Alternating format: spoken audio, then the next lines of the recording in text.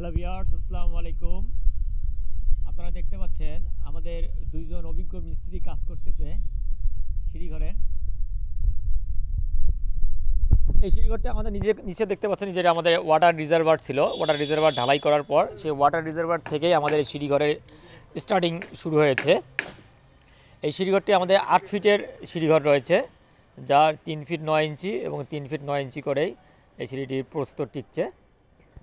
এবং সামনে দেখতে পাচ্ছেন এখানে আমাদের স্টেপ হবে 13টি স্টেপ, এবং প্রতিটি ধাপগুলো হবে 11 ইঞ্চি করে।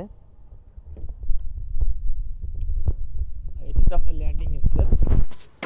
এই ল্যান্ডিং স্পেস আমরা ক্লিয়ার রেখেছি 5 ফিট।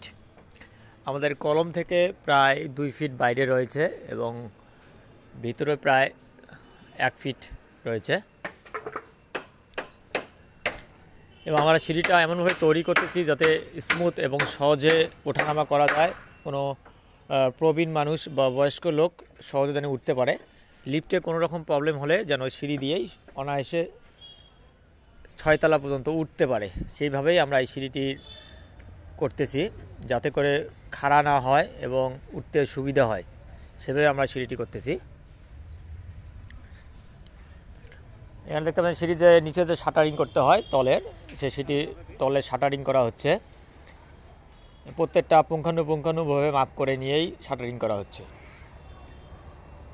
ইনশাল্লাহ নেক্সট এই সিঁড়ির রডের যে বাইন্ডার রড রয়েছে এবং ল্যান্ডিংয়ের যে রড বান্ডিং হবে এবং এই যে ধাপগুলো যেগুলো হবে, এগুলো বিস্তারিত আপনাদেরকে দেখাবো।